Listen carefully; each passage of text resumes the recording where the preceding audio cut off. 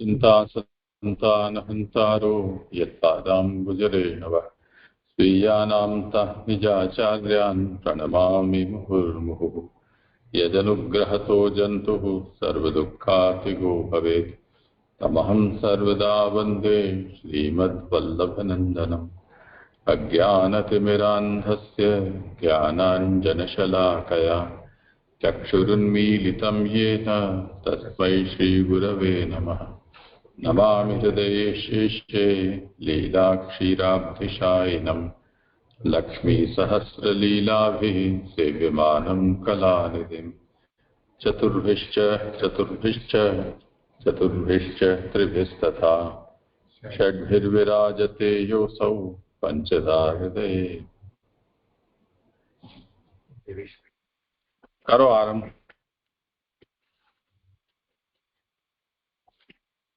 दंडवत राम जी। अभी अपन जो है वो प्रथम स्कंद जो अधिकार लीला है उसका पारायण कर रहे हैं।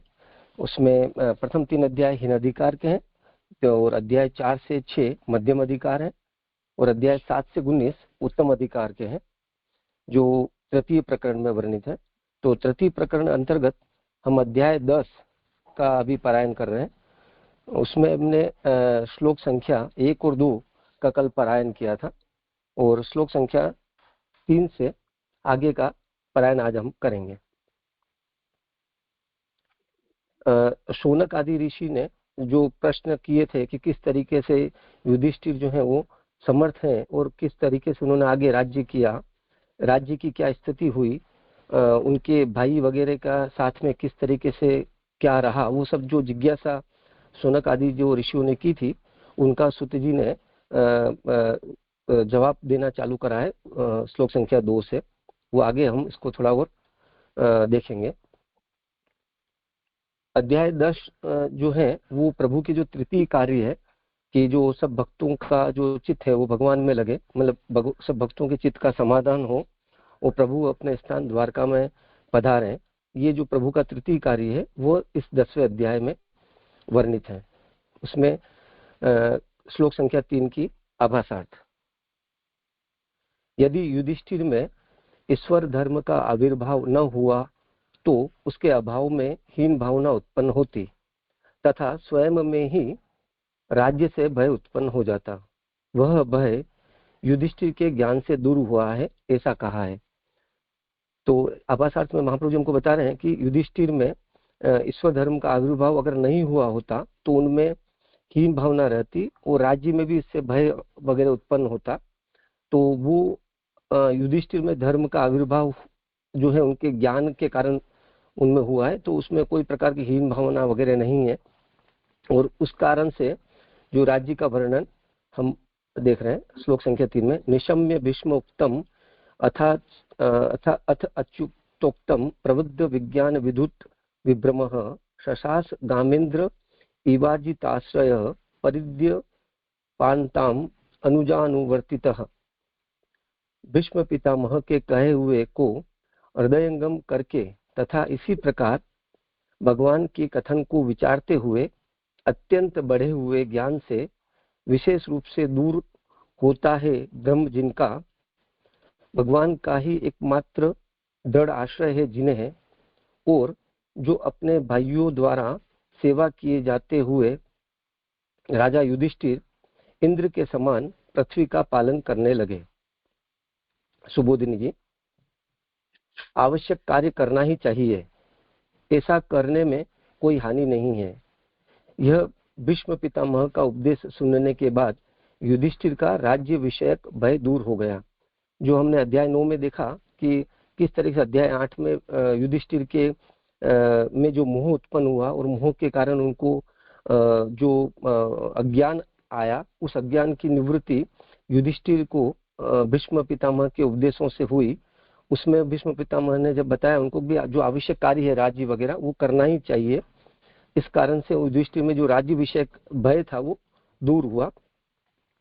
मूल में अथ अव्यय का प्रयोग दूसरे विषय का प्रारंभ सूचित करता है। तो श्लोकार्थ में जो अथ अच्युतम अच्युत उक्तम जो आया है वहां पे अथ जो अव्यय का प्रयोग हुआ है वो दूसरा विषय, यानी कि प्रभु के वचन का भी यहाँ पे, मतलब भीष्म पितामह के वचन के साथ साथ युधिष्ठिर प्रभु के वचन का भी स्मरण कर रहे हैं, उनको प्रभु के भी वचन का स्मरण है।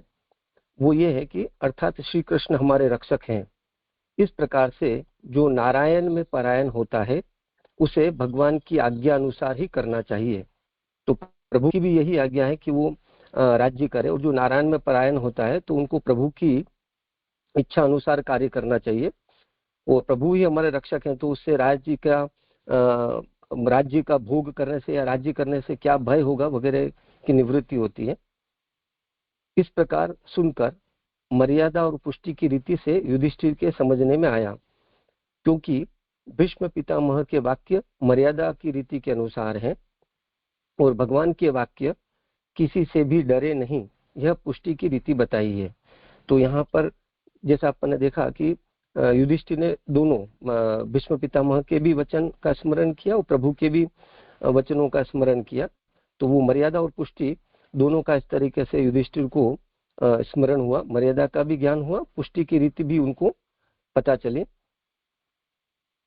जिससे उनके ज्ञान में बहुत ही वृद्धि हुई। इस कारण से युधिष्ठिर के जो ज्ञान में है वो विशेष वृद्धि हुई, विशेष ज्ञान हुआ, और उस विचार के विज्ञान से युधिष्ठिर के सब भ्रम दूर हो गए। तो उनके जितने भी भय थे, भ्रम थे, वो सब दूर हुए। तब उस आज्ञा के अनुसार पृथ्वी का पालन करने लगे युधिष्ठिर, जो पृथ्वी का पालन करने लगे।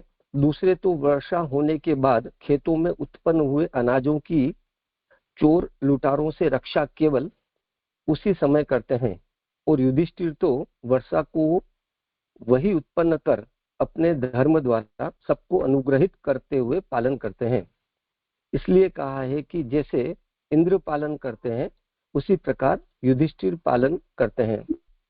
तो अन्य जो राजा हैं वो जब भी अपनी प्रजा का पालन करते हैं तो वो प्रजा ने जो खेत वगैरह में जो धन धान्य उगाया है उसकी चोर लुटेरों से रक्षा हो, तो वो जब भी इस तरीके का प्रसंग आता है चोरों का या लुटेरों का, तो वहां उस समय उनकी रक्षा करके अपने प्रजा की रक्षा का धर्म का पालन करते हैं।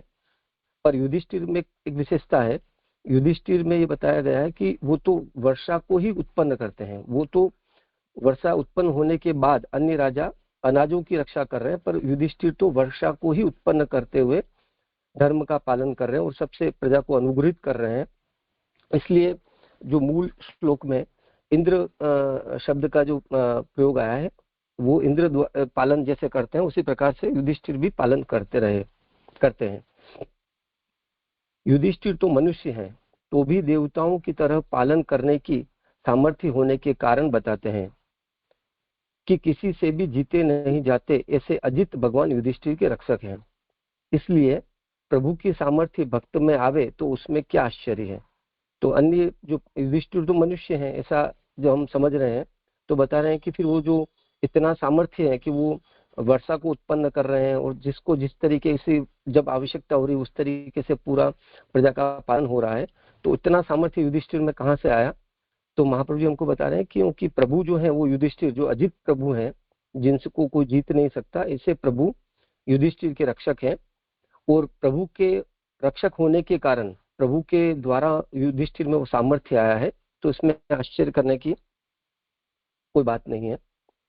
समुद्र पर्यंत पृथ्वी का वह पालन करते हैं। यह बात इसलिए कि पृथ्वी के ऊपर अन्य दूसरे राजा भी खंड मंडलाधिपति हैं, वे सब भी युधिष्ठिर की आज्ञा अनुसार ही शासन करते हैं। यह बताने के लिए ही समुद्र पर्यंत पृथ्वी का पालन करते हैं ऐसा कहा है। जो मूल श्लोक में समुद्र रूप में यानी कि पृथ्वी और समुद्र तक प्रभु मतलब युधिष्ठिर जो है वो पालन कर रहे हैं, तो उसका और कारण महाप्रभु बताएं कि हमको कि जो पृथ्वी है उसके ऊपर तो कई सारे दूसरे भी राजा होते हैं, कोई किसी खंड का राजा है, कोई किसी मंडल वगैरह का अधिपति वगैरह है, और वो सब भी युधिष्ठिर के आज्ञा में है, क्योंकि युधिष्ठिर जो है वो समुद्र पर्यंत पृथ्वी का पालन करते हैं। यानी कि मुझे इस संदर्भ में ऐसा समझ रहा हूँ कि पूरी तरह समुद्र और पृथ्वी सब कुछ जो भूतल पे यहाँ पे है भूलोक पे, वो समुद्र और पृथ्वी सबका पालन युधिष्ठिर कर रहे हैं, तो उनमें ज्यादा सामर्थ्य है। और उस सामर्थ्य ज्यादा होने के कारण अन्य जो राजा वगैरह हैं वो भी युधिष्ठिर की आज्ञा अनुसार ही अपने राज्य का पालन मतलब राज्य का प्रशासन कर रहे हैं। प्रथम तो उनके भाई ही सबका पालन करते हैं, उनके बाद वे स्वयं करते हैं। तो उसने बताया कि जो युधिष्ठिर के जो भाई हैं 4, वो पांडव जो अन्य, वो भी युधिष्ठिर के कार्य में किस तरीके से कार्य कर रहे हैं। जैसा हमने देखा कि शौनक आदि ने पूछा भी कि भाइयों के साथ किस तरीके का युधिष्ठिर का रहा संबंध वगैरह, तो बताया कि वो भी प्रभु मतलब वो भी प्रजा के पालन का कार्य कर रहे हैं, और वो पहले कर रहे हैं, और उसके बाद जहां जहां आवश्यकता है वहां युधिष्ठिर कर रहे हैं। एक आशय ये है, अथवा दूसरा आशय ये है कि सब भाइयों से अपनी सेवा की जाती है, इस प्रकार उनके भाई भी उनकी सेवा में उपस्थित रहते हैं। यानी कि युधिष्ठिर जो है वो प्रजा पालन कर रहे हैं, और सब भाई वो युधिष्ठिर की सेवा कर रहे हैं, और सभी भाई युधिष्ठिर की सेवा में उपस्थित हैं। एक ये भी आशय है। तो यहाँ तक श्लोक संख्या 3 का पारायण हुआ।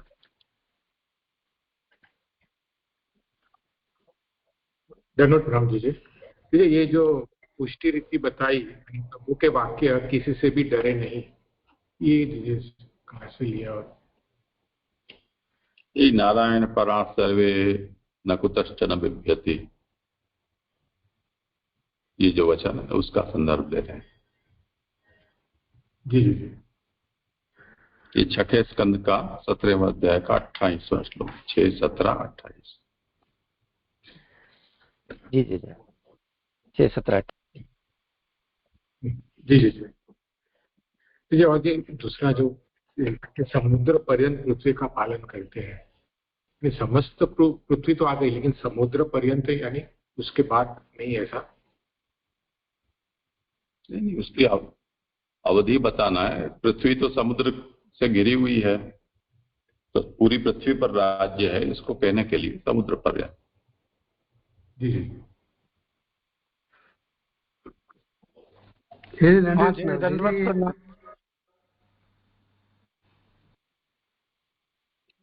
हाँ बोलिए परमानंद जी।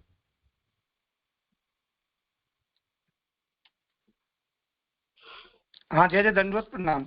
जैसे जो आया है, और युधिष्ठिर तुम वर्षा को वहीं उत्पन्न कर अपने धर्म द्वारा सबको अनुग्रहित करते हुए पालन करते, तो यहाँ वर्षा से क्या कहना चाहते हैं?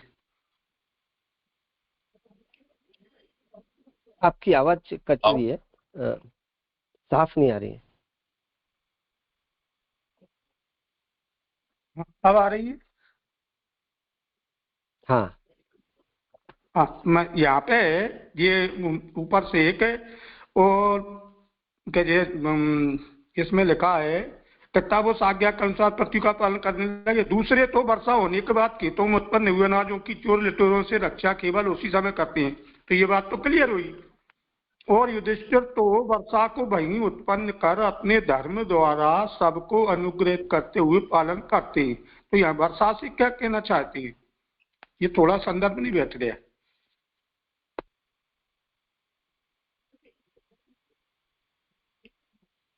या इंद्र का उदाहरण देकर ये कह रहे हैं ना कि राजा युधिष्ठिर इंद्र के समान पृथ्वी का पालन करने लगे। तो इसका अर्थ ये आचार्य चरण समझा रहे हैं कि जैसे इंद्र वृष्टि का देव है, तो इंद्र का राज्य जहां हो, वहां जहां भी जल की आवश्यकता है, तो इंद्र अपने सामर्थ्य से ही वृष्टि कर सकता है। उसी प्रकार युधिष्ठिर भी आवश्यकता अनुसार वर्षा करवाकर भी पृथ्वी का पालन करने लगे। वो विषय आगे आ ही रहा है। हाँ जी ठीक है, धन्यवाद प्रणाम। हाँ जी जी धन्यवाद प्रणाम जी। इसमें 2 वाक्य आ रहे हैं, क्योंकि भीष्म पितामह के वाक्य मर्यादा के रीति। तो राज्य विषय मतलब लौकिक के राज्य की वजह से उनका मतलब भगवान में मन नहीं लगे, उस तरह से सोचने। क्या राशेष भी आपका प्रश्न वापस है? मतलब युधिष्ठिर जी का राज्य विषयक भय दूर हो गया, तो मतलब आगे हमने ऐसा देखा कि मतलब हम इसको किस तरह से सोच सकते हैं कि राज्य विषयक मतलब उनके मतलब राज्य तो अभी सब लौकिक रीति से राज्य विषयक, या राज्य में मन लगने से उनका भगवान में मन ना लगे, वो विषय में, मतलब राज्य विषय भर दूर हो गए, वो कैसे समझ सकते हैं? हाँ, वही जो उसका जो अपन ने देखा ना अध्याय 8 और 9 में, वहां पे उनका वो भय और उस समय में जो मोह उत्पन्न हुआ उनको, वो भय मतलब वो जो आप भी कह रहे हो कि जो एक तो लोक में उनका मन लगना, प्रभु से दूर होना, जैसे ने हमको कल भी बताया कि अब वो तो इतना उन्होंने वनवास वगैरह कर लिया है और अभी युद्ध भी हो गया है, अब राज्य प्राप्त हो रहा है, तो उनको लग रहा है फिर से हम राज्य में नहीं लग जाए। तो प्रभु ने वो यानी कि जो उनका ये मोह था वो युधिष्ठिर को भीष्म पितामह का उपदेश जो 10वें 9वें अध्याय में हमने देखा, वहां से उनका राज्य विषय भय दूर हुआ। वहां पे वो यही बता रहे हैं कि ये तो आवश्यक कार्य है, राजा का कर्तव्य है कि वो प्रजा का पालन करे, तो आपको ये करना चाहिए। अभी ये प्रभु की इच्छा ही ऐसी है कि आपको ये कार्य करना है। तो अब राज्य से लौकिक गति होने का जो उनका भय था वो नहीं रहा। हाँ, ऐसे ही लेना है, क्योंकि जैसे कल जेजे ने भी बताया था कि राज्य का जो कार्य है, मतलब जो ऐसा बात कहा जाता है शास्त्र में कि जैसे राजा हैं उनकी गति राज्य, क्योंकि बाद उनके थोड़ी अधोगति का संभावना रहती है, और राज्य के राजा का बहुत सारे उनका जो 4 प्रकार के या 3 प्रकार के जो दोष बताए थे वो उसका संसर्ग राजा को रहता है राज्य शासन में। तो वो सब भीति है लौकिक वत होने की, लौकिक गति होने की। हाँ, मुझे भी ऐसा ही लग रहा था, लेकिन एक बार कंफर्म किया। जय दंडित प्रणाम। जय ऊपर जो वाक्य आ रहा है ना, क्योंकि भीष्म पितामह के वाक्य मर्यादा की रीति के अनुसार है, भगवान के वाक्य किसी से भी डरे नहीं। ये प्रभु का ही सामर्थ्य है ना प्रभु। जय जय जो नीचे पंक्ति है, किसी से भी चेते नहीं जाते।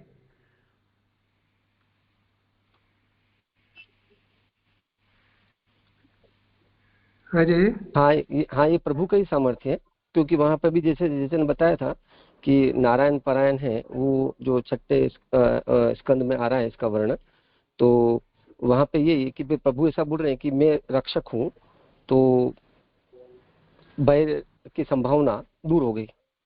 प्रभु अपने रक्षक है। और आ रही है ना, एक चीज आ रही है, पुष्टि की रीति बताई है, तो मर्यादा में भी तो भक्तों की रक्षा करते हैं ना प्रभु।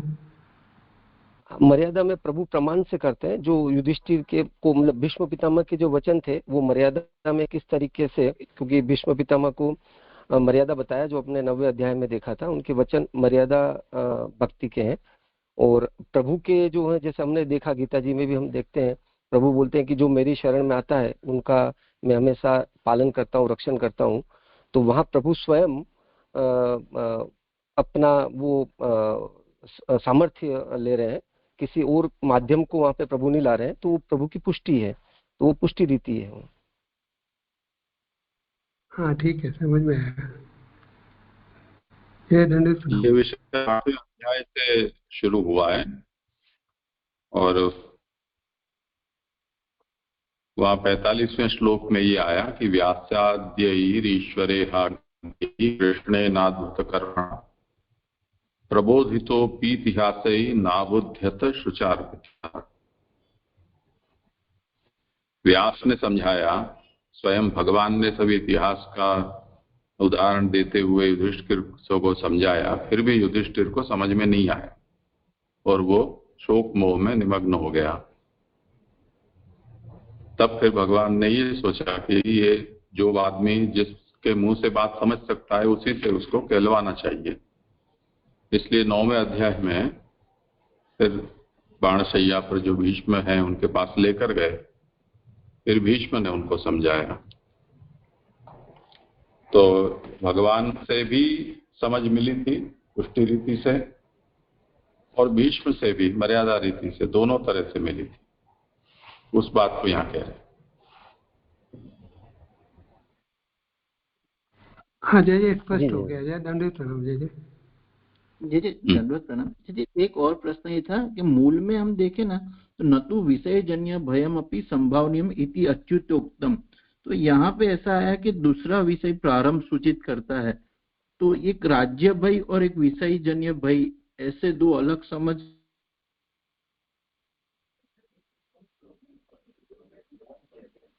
तो मुझे यहाँ दूसरा राज्य के साथ ये सब जुड़ा हुआ ही आ रहा है ना, इसलिए उसको अलग नहीं समझना चाहिए।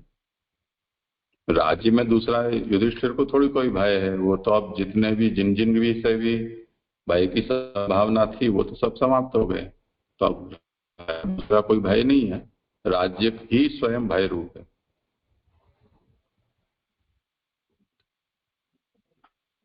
हाँ जी, तो राज्य के विषय में मतलब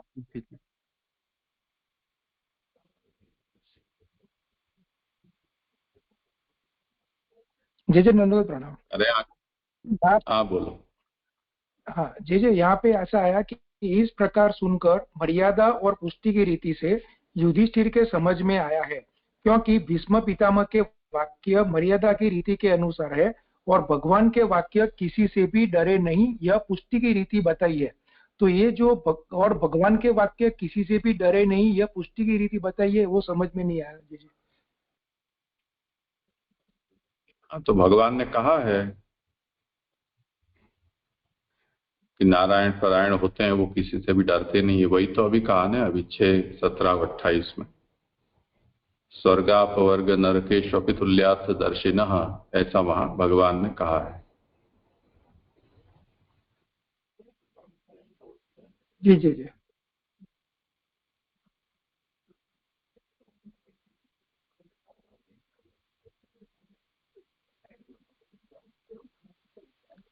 आगे हाँ जी। श्लोक संख्या 4, 5 और 6 उसका आभासार्थ। युधिष्ठिर के धर्म द्वारा जिनका पोषण हुआ, यहाँ शायद शोषण है, उसको मेरे को लगता है पोषण करना है। युधिष्ठिर के धर्म द्वारा जिनका पोषण हुआ है, ऐसे राज्य के गुण 3 श्लोकों में वर्णन किए जा रहे हैं। श्लोक संख्या 4, 5 और 6 है। वर्षा इच्छा अनुसार बरसने लगी, पृथ्वी सब फल देने वाली हुई, मोटे थन वाली गायें हर्ष पूर्वक दूध से व्रजों यानी कि गौशालाओं का सिंचने लगी। 4, नदियां, समुद्र, वनस्पतियों व लताओं सहित पर्वत और अन्य सब औषधियां राजा युधिष्ठिर की इच्छा अनुसार फल देने वाली हुई। श्लोक 5, युधिष्ठिर राजा के राज्य करते समय किसी भी प्राणी को आधिदेविक, आध्यात्मिक, आधिभौतिक कारण वाली आधियां, व्याधियां या क्लेश नहीं व्यापे। श्लोक संख्या 6। सुबोधिनी जी, अब यहाँ पे मतलब जो हिंदी है उसमें वो कारिका नहीं ली है, मैंने गुजराती में देखा तो ये कारिका 4 है। उसका अर्थ, श्री कृष्ण भगवान की इच्छा से युधिष्ठिर के राज्य में आधिदेविक, आधिभौतिक और आध्यात्मिक ये तीनों प्रकार के सुख हैं, उनका निरूपण क्रमवार 3 श्लोकों में कहा जा रहा है। तो कारिका 4 में महाप्रभु जी ने बताया कि भगवान की इच्छा से अब युधिष्ठिर राज्य करने लगे हैं और उस राज्य में आधिदेविक, आधिभौतिक और आध्यात्मिक ये तीनों प्रकार के सुख आ गए हैं। उसका तीनों श्लोक 4, 5 और 6 में क्रमवार वर्णन है। युधिष्ठिर की इच्छा अनुसार वर्षा होती है। पृथु राजा के समान पृथ्वी चारों ओर से इच्छा अनुसार फलों को देती है। पुष्ट स्तन वाली गायें हर्षित हो रही हैं कि ये राजा युधिष्ठिर हमारा पालन करने वाले हुए हैं। ऐसा हर्ष होने से गायें अपने दूध से व्रजों को यानी कि गौशालाओं को सिंचने लगी। जितने समय में दूध को दुहने वाला पात्र लावे, उतने समय में दूध अधिक बढ़ जाने से गायें पृथ्वी को ही सिंचने लगी। बरसात, पृथ्वी और गायें ये आधिदेविक है। ये श्लोक संख्या 4 तक का है। तो यहाँ पर जो आधिदेविक सुख का वर्णन आ रहा है, जो बरसात है वो युधिष्ठिर की इच्छा अनुसार हो रही है, तो उसका आधिदेविक स्वरूप बताया महाप्रभु जी ने हमको। पृथ्वी जो पृथु राजा के समान है तो वो आधिदेविक है और गायें स्वयं आधिदेविक है। तो ये यहाँ पर ये आधिभौतिक सुख श्लोक संख्या 4 में वर्णित हुआ। समुद्र नदियों का पति है, ये जो है वो थोड़ा सा यहाँ पे मेरे को लग रहा है कि वो मैंने लाइन कर दी मेरे में। तो अब यहाँ ये 5वें श्लोक का वर्णन है। सुबोधिनी जी 5वें श्लोक की है। समुद्र नदियों का पति है, अतः नदी और समुद्र का जोड़ा कहलाता है। वृक्ष लताओं के पति हैं, अतः वृक्ष और लताएं भी जोड़ा कहलाती हैं। तो समुद्र और नदी का जोड़ा और वृक्ष और लताओं का जोड़ा, उनमें उनका पति और पत्नी रूप होने के कारण बताया। ये दोनों अन्न के अतिरिक्त दूसरी सब वस्तु के कारण रूप हैं। कमोद इत्यादि औषधियां सब प्रकार से फल रही है। जितनी भी औषधियां हैं कमोद आदि, वो भी वहां पे फलित हो रही है, सबको फल औषधियां प्राप्त हो रही है। उन सब में जीव रहता है। औषधियों में हम देखते हैं कि जो है वो जीवित है, जीव रहता है, इसलिए वे भूत अर्थात प्राणी कहलाते हैं। इसलिए वो औषधियां हैं, वृक्ष लताएं वगैरह जो है वो सब प्राणी हैं। यहाँ आधिभौतिक सुख का वर्णन आया, क्योंकि वो सब भूत है, अधिभूत है, तो आधिभौतिक सुख का वर्णन हुआ। वो कैसे आगे बताया, सब इच्छा के अनुसार फल देती है। सभी युधिष्ठिर ने जैसी इच्छा रखी उस प्रकार से फल हो रहा है सबको। इच्छा हो तो भी समय के बिना फल दे तो दोष का कारण रूप होने से कुछ भय हो। अब अगर इच्छा है किसी को और फल मिल भी जाए तो वो अधिकार न होने पे कुछ मिला हुआ फल के कारण से कुछ भय रह सकता है। ऐसी संभावना अगर कोई व्यक्त करे तो उसकी निवृत्ति कहते हैं कि सब ऋतु के अनुसार फल देते हैं। तो वहां बताया महाप्रभु जी ने हमको कि सब ऋतु के अनुसार फल दे रहे हैं। जो भी औषधियां वगैरह जो फलित हो रही है वो सब जो ऋतु जिस समय चल रही है उस अनुसार वो फल दे रही है, तो उसमें कोई प्रकार का भय वगैरह नहीं है। तो ये आधिभौतिक सुख का वर्णन हुआ।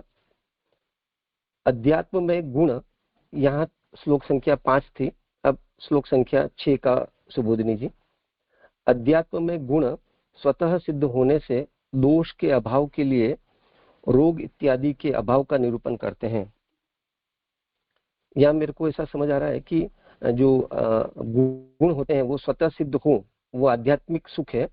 और गुण की सिद्धि के लिए जरूरी है कि वहां पे दोष का अभाव हो, और दोष है वो रोग इत्यादि है, तो उनका अभाव हो, तो आध्यात्मिक सुख का वर्णन हुआ, ऐसा हम समझ सकेंगे। तो अब वो जो रोग हैं, दोष हैं, वो क्या है, आदि व्याधि वगैरह, तो उसका इस सुबोधिनी जी में महाप्रभु जी कह रहे हैं कि आदि यानी कि मानसिक पीड़ा, व्याधि यानी कि शरीर संबंधी पीड़ा, और अविद्या से उत्पन्न होने वाले क्लेश भी नहीं होते। वहां पे प्रजा को युधिष्ठिर के शासन में, पालन में, न तो आदि है, न व्याधि है, न ही अविद्या से उत्पन्न होने वाले कोई प्रकार के क्लेश हैं। उसी प्रकार इंद्रिय स्राव यानी कि रक्त का निकलना, गर्भ स्राव यानी कि 4 महीने के अंदर का गर्भ जाए, वह गर्भ स्राव कहलाता है।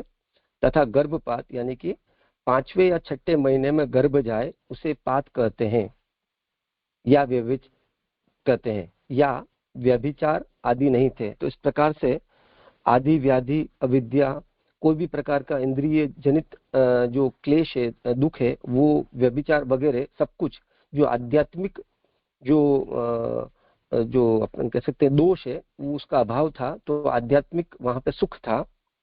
ये श्लोक संख्या 6 में वर्णित हुआ। अतः आधिदेविक, आध्यात्मिक व आधिभौतिक क्लेश युधिष्ठिर के राज्य में नहीं थे। ये तीनों प्रकार के जो क्लेश हैं, दुख हैं, वो युधिष्ठिर के राज्य में अभाव था, उनका नहीं थे वो। कारण यह कि राजा के धर्म द्वारा सबका समाधान हो जाता है। युधिष्ठिर जो है वो धर्मराज है, और वो अच्छी तरीके से, जो ऊपर अपन ने देखा, उनको ज्ञान हो गया है मर्यादा और पुष्टि दोनों प्रकार से, इसलिए उनका जो धर्म द्वारा वो सबका समाधान हो रहा है वहां पे राज्य में। तो इस प्रकार से कोई दुख, कोई प्रकार का क्लेश राज्य में नहीं रहा। राज्य के प्रारंभ में, बीच में तथा अंत में एक ही प्रकार का सुख है। अब तीनों ही समय में, चाहे वो प्रारंभिक काल हो, चाहे राज्य का मध्य काल हो, बीच वाला, और अंत काल हो, अंत समय में, वहां एक ही प्रकार का सुख है, कोई प्रकार का अभाव वहां पर नहीं है। यह बताने के लिए मूल में कहिर्चित यानी कि किसी को भी अव्यय दिया है। जो मूल श्लोक में कहिर्चित जो अव्यय पद का प्रयोग हुआ है, वो ये सूचित करता है, और उसका मीनिंग है किसी को भी, मतलब चाहे वो प्रारंभ में हो, चाहे वो मध्य में हो, चाहे वो अंत में हो, किसी को भी किसी प्रकार का दुख नहीं है, अभाव नहीं है, सब सुखी है। ये श्लोक संख्या 6 तक का, यानी कि 4, 5 और 6 का सुबोधिनी जी हमने देखा। करहिचित का मतलब कभी भी, किसी को नहीं। अच्छा, कहिर्चित कभी भी। जी जी, मैं सुधार लेता हूँ। ये जरा बताएंगे, बरसात, पृथ्वी और गाय, ये आदित्य के, ये आदित्य क्यों लिया है?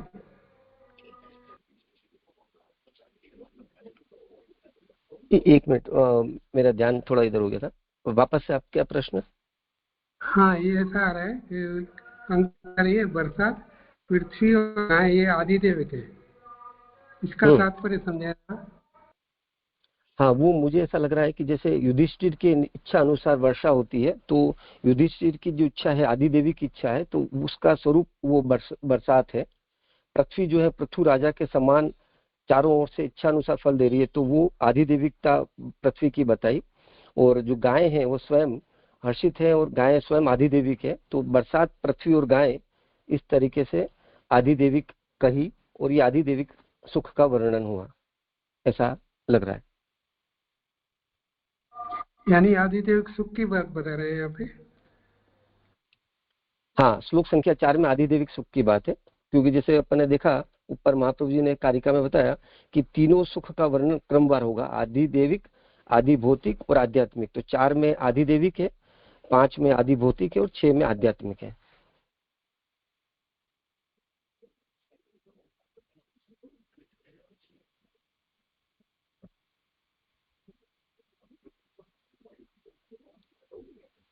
कुछ है विषय और ये यहाँ पे जो आदिदेवी क्यों, आध्यात्मिक क्यों नहीं हो सकते, आदिदेवी की क्यों रखा? इंद्रिय संबंधित होता है वो आध्यात्मिक होता है। तो आदि व्याधि उपाधि और मायाजन्य जो क्लेश हैं उन सबको वहां 6ठे श्लोक में कहा, तो वो आध्यात्मिक हो गए। और नदी, समुद्र, वनस्पति, लता, पर्वत, ये तो सब आदि भौतिक हैं ही। तो बचा कौन सा? आदिदेवी की बचा ना।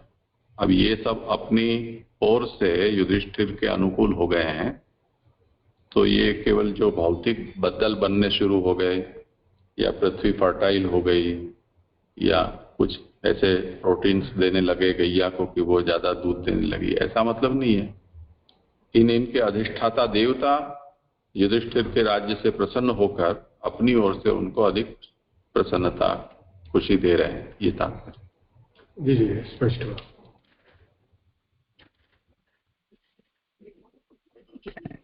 धन्यवाद राम जी।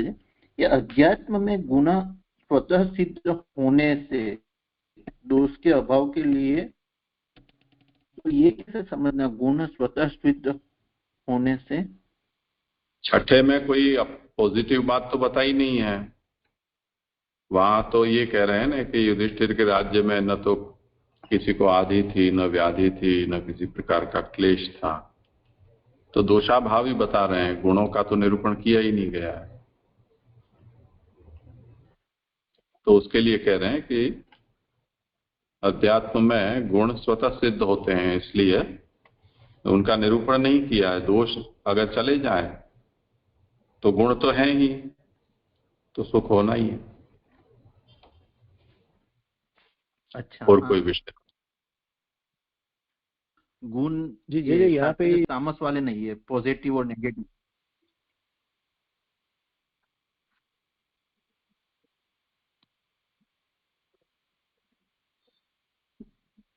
हाँ तेजस भाई।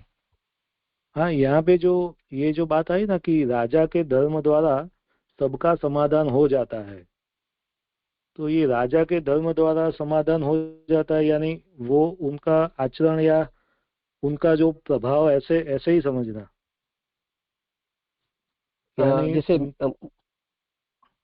जैसे कि अपन कई बार सोचते हैं जैसा राजा वैसी प्रजा, ऐसा मतलब मैं यहाँ पे मेरा उस तरीके से विचार आ रहा है कि राजा जैसी प्रजा हो जाती है।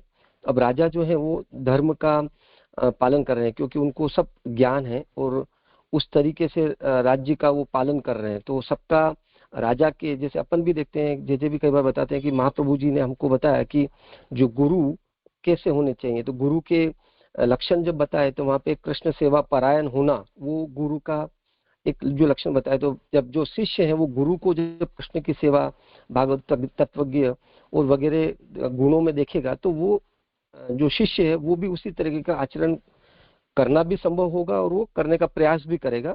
वही संदर्भ मेरे को लगता है कि राजा जो है वो धर्म द्वारा सबका समाधान हो जाता है। राजा इस तरीके से जीवन जी रहे हैं, इस तरीके से अपना धर्म का पालन करके एक वो स्थापन कर रहे हैं कि सभी जीव भी उसी प्रकार से आचरण कर रही है वहां पर प्रजा।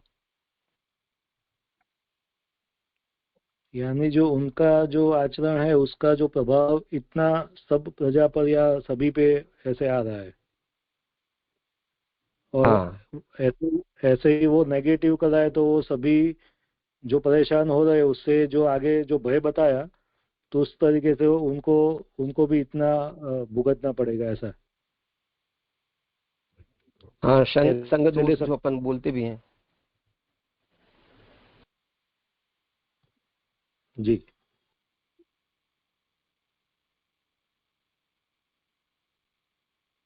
करो भले आगे। जी जी जी। श्लोक संख्या 7 और 8 की आभासार्थ। इस प्रकार सामान्यतया सबका सुख कहकर प्रेम सुख का निरूपण करने के लिए भगवान के पधारने पर जो उत्सव हुआ उसका इस अध्याय की समाप्ति तक वर्णन किया जाएगा। अभी तक हमने देखा कि जो सबका सुख बताया, जो आदि भौतिक, आदि देविक, आध्यात्मिक और आदि भौतिक, वो 4, 5, 6 में देखा। अब प्रेम सुख का निरूपण, किस तरीके से जीव में प्रेम सुख उत्पन्न हुआ है, प्रेम सुख का क्या अवस्था हुई, उसका निरूपण से लेके निरूपण करने के लिए जो प्रभु का कार्य भी है कि जो अपन ने देखा कि प्रभु जो चाहते हैं कि जीव का जो प्रभु में चित्त लगे और वो प्रेम सुख प्राप्त हो, तो प्रेम सुख का निरूपण करने के लिए और भगवान के पधारने पर जो उत्सव हुआ उसका इस अध्याय की समाप्ति तक वर्णन आएगा। श्लोक संख्या 7, 8 से प्रारंभ होके अंतिम श्लोक तक इस अध्याय के 7 और 8। भगवान संबंधियों के, अच्छा कार्य का अर्थ लूं पहले ये। हाँ। तो मैंने जैसा सोचा था कि मतलब जो सुबोधिनी जी आ रही है वहां पे जो कार्य का 5 है वो ले लूं ऐसे, 5, 6 और 7 नीचे।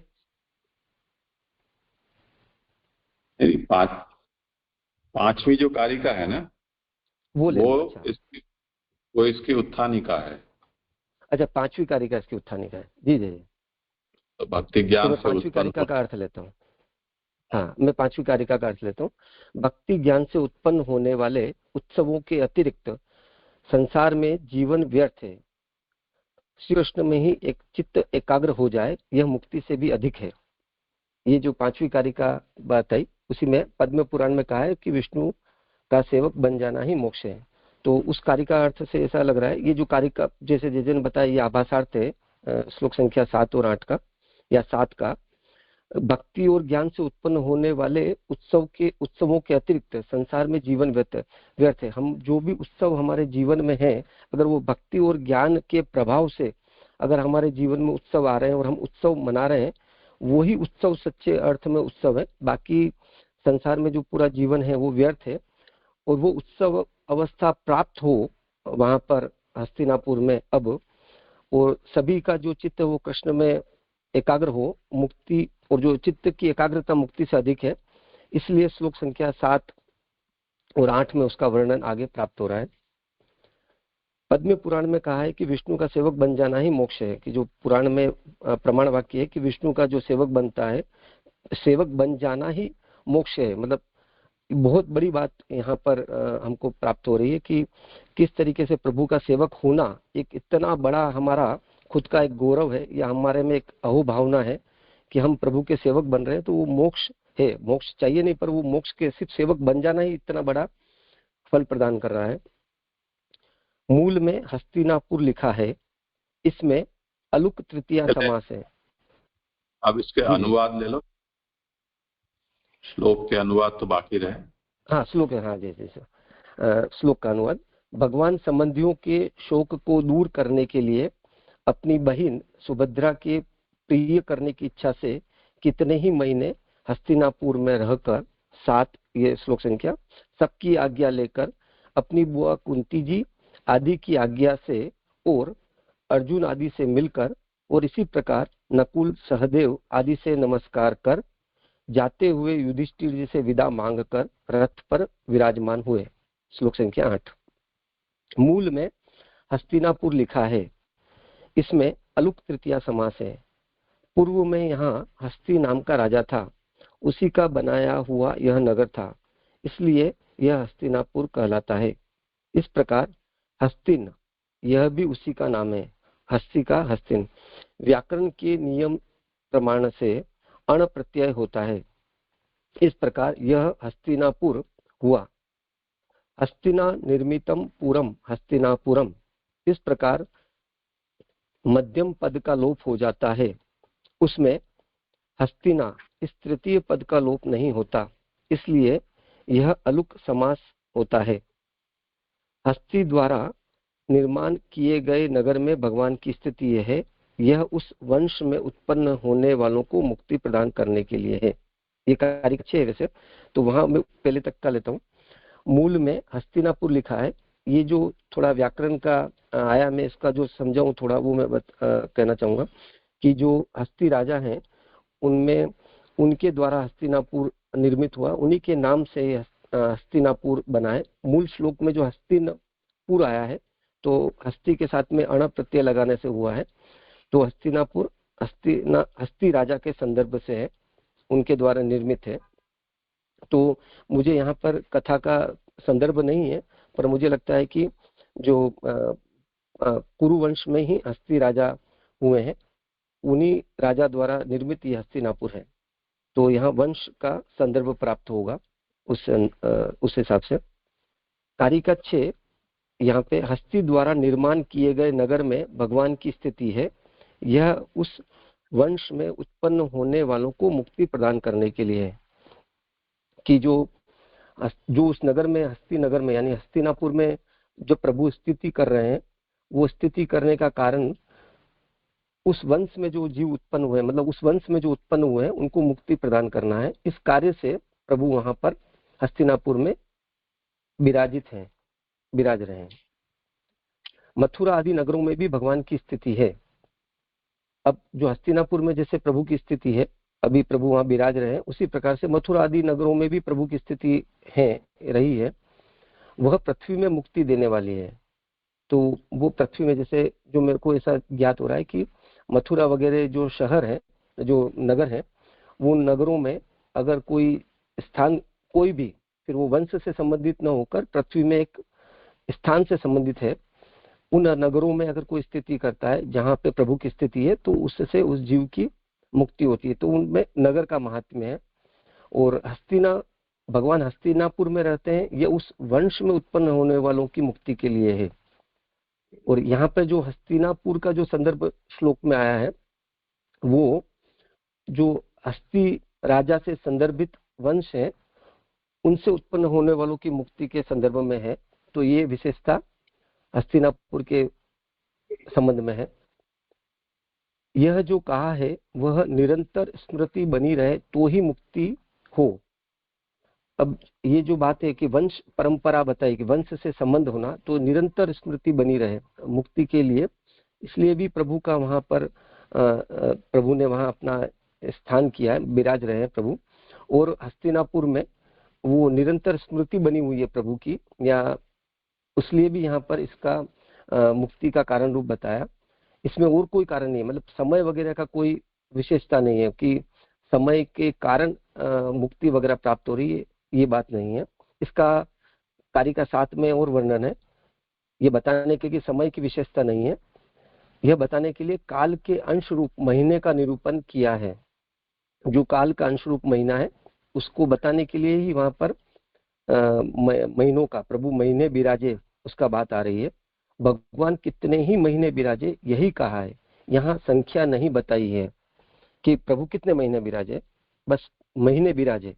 अतः महीने भी इसमें कारण पने को प्राप्त नहीं है, यानी कि काल वहां पर कारण नहीं है मुक्ति में।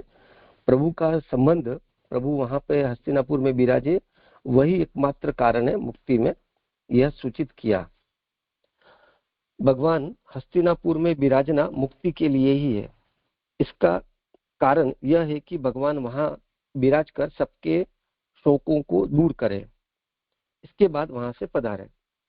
अब प्रभु वहां पे विराजे ताकि हस्तिनापुर में जो उस वंश में यानी कि कुरुवंश में पांडव वगैरह सबको, सभी संबंधियों को मुक्ति मिले। और मुक्ति तभी मिल सकती है कि जब उनका शोक दूर हो, और प्रभु के विराजने से ही वो शोक दूर हो सकता था। इसका वर्णन कारिका 8 में आ रहा है कि जिससे उनके विराजने से शोक दूर होकर आनंद होने से भगवान में स्नेह हो, स्नेह से भक्त कृतार्थ हो जावे। इसलिए सबकी मुक्ति होने में भगवान का अभिप्राय है कि प्रभु वहां विराजे, विराजने से सबका शोक दूर हुआ, शोक दूर होने से सब आनंदित हुए और प्रभु में उनका स्नेह हुआ। स्नेह होने से जीव जो है यानी कि भक्त वो कृतार्थता को प्राप्त करता है और यह मुक्ति है उसकी। तो इसमें प्रभु का अभिप्राय तात्पर्य है। इसलिए सब संबंधियों का शोक दूर करने के लिए भगवान विराजे। मूल में च कार होने से राजा का प्रिय करने के लिए वहां विराजे। अब जो प्रभु है वहां पर सबका शोक दूर हो उसके लिए वहां पे विराजित हुए हैं। और जो मूल श्लोक में च प्रत्यय आ रहा है, मतलब चकार आ रहा है, वो जो चकार आने का अभिप्राय महाप्रभु जी अक्षरार्थ में हमको बता रहे हैं कि वो राजा का प्रिय करने के लिए वहां विराजे, कि राजा का प्रिय हो, उसलिए प्रभु वहां पर विराजे। अपनी बहन सुभद्रा का पुत्र अभिमन्यु युद्ध में मारा गया, उसका शोक था। वह शोक परीक्षित के जन्म से दूर हुआ है। इस प्रकार भगवान का विराजना प्रेम को बढ़ाने वाला है। तो जो प्रभु की बहन सुभद्रा है, वो अभिमन्यु उनका पुत्र जब युद्ध में मरे तो शोक मग्न है। अब वो जब उनके पुत्र के यहाँ पुत्र परीक्षित का जब जन्म हुआ तो वो जन्म से उनका वो शोक दूर हुआ। तो वो प्रभु के विराजने से, जो आगे परीक्षित के जन्म का मुझे लगता है वो अध्याय 12 में वर्णन आएगा, तो प्रभु जब विराजे वहां पर तो वो शोक दूर होने से प्रेम को बढ़ाने वाला था, प्रेम को बढ़ाने वाला है। भगवान ने द्वारका पधारते समय सबसे आज्ञा ली, यह लौकिक रीति है। जो सब प्रभु आज्ञा ले रहे हैं सबसे, तो वो जो है वो लौकिक रीति दिख रही है अभी सबको कि भी प्रभु आज्ञा ले रहे हैं। मूल में आया हुआ चकार, च कार वरदान आदि दिए जाने की सूचना है। तो वो जो प्रभु जो सबसे आज्ञा ले रहे हैं वो जो लौकिक रीति दिख रही है, महाप्रभु जी वो बता रहे हैं कि जो मूल में चकार, ये दूसरी बार जो चकार आया है वहां पे, वो वरदान को सूचित कर रहा है। और वो वरदान क्या है? सबके दोषों की निवृत्ति के लिए भगवान सबसे मिले हैं। जो प्रभु वहां पर सबका अभिवादन कर रहे हैं या आज्ञा ले रहे हैं प्रभु सबसे, वो जब प्रभु सबसे मिल रहे हैं तो उनसे उनके सबके दोषों की निवृत्ति हो रही है। तो ये प्रभु का उनको दिया हुआ वरदान है। इस तरीके से तो प्रभु आज्ञा ले रहे हैं सबके दोषों को दूर करने के लिए। लौकिक रीति तो वहां दिख रही है, खाली बहिर्मुखता का दोष हो तो भी उसे नष्ट करने के लिए भगवान ने अभिवादन किया है। अब उसमें किसी में भी जो भक्त है वहां, उनमें अगर कोई में बहिर्मुखता का वगैरह का दोष होगा तो भी प्रभु के अभिवादन से वो दूर हो जाएगा। तो वो प्रभु ने अभिवादन किया तो उनका वो, क्योंकि भी प्रभु को मुक्ति देनी है तो उनका वो दोष, बहिर्मुखता रूप दोष है, वो भी निवृत्त हुआ वो अभिवादन से। पीछे भी मूल में चकार होने से उचित दान आदि भी किए हैं। तो श्लोक संख्या 7-8 में तीसरी बार फिर से चकार आया है। तो वहां पे महाप्रभु जी उसका अक्षरार्थ हमको बता रहे हैं कि उचित दान आदि भी दिए हैं प्रभु ने। वो दान क्या है? कितनों का भगवान ने आलिंगन किया है, ऐसा कहने से श्रवण से लेकर सख्य तक की भक्तियां उनको सिद्ध की। अब प्रभु ने वहां पर कई भक्तों का आलिंगन किया और ऐसा करने से उनमें श्रवण से लेकर सख्य तक की भक्ति सिद्ध हुई। ये प्रभु का उनको दिया हुआ दान है। तो यहाँ जो चकार है वो प्रभु ने उनको भक्ति रूपी जो भक्ति जो दान दी उसका संदर्भ है यहाँ पर, उस अक्षर अर्थ का। इसलिए आलिंगन किया, इसलिए प्रभु ने सभी भक्तों का वहां पर जो है उनको आलिंगित किया। अथवा इस तरीके भी सोचा जा सकता है कि वे प्रेम युक्त एवं स्नेह वाले हैं, इसलिए आलिंगन किया है। वो जो भक्त हैं वहां पर वो प्रेम युक्त हैं और स्नेह वाले हैं, इसलिए भी प्रभु ने उनका आलिंगन किया है। क्यों? क्योंकि ऐसे प्रेमी व स्नेही दुर्लभ होते हैं, यह सूचित किया है। यह सूचित करने के लिए कि जो भक्त है वहां पर वो ऐसे प्रेमी है और स्नेही है जो दुर्लभ है, वो सूचित करने के लिए भी प्रभु ने उनका आलिंगन किया, ये भी तात्पर्य प्राप्त होता है। यहाँ तक श्लोक संख्या 7 और 8 की सुबोधिनी जी है।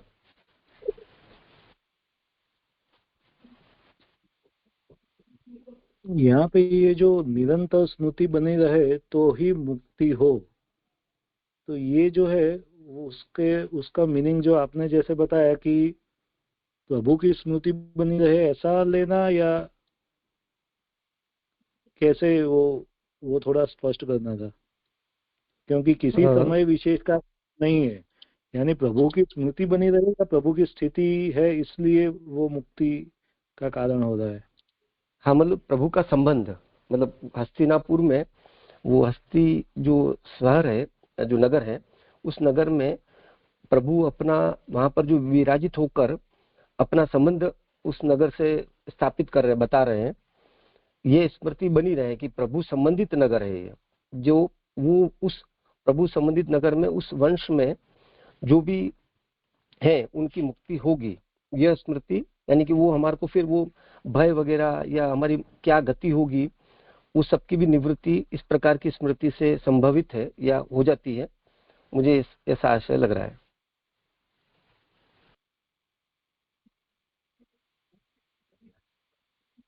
क्योंकि यहाँ पे ये जो मुक्ति की बात लिखी है तो वो सिर्फ वंश के वहाँ तक ही सीमित है या सभी के लिए ऐसा है कि जो भी वो नगर में विराज रहे हैं वो सभी के लिए?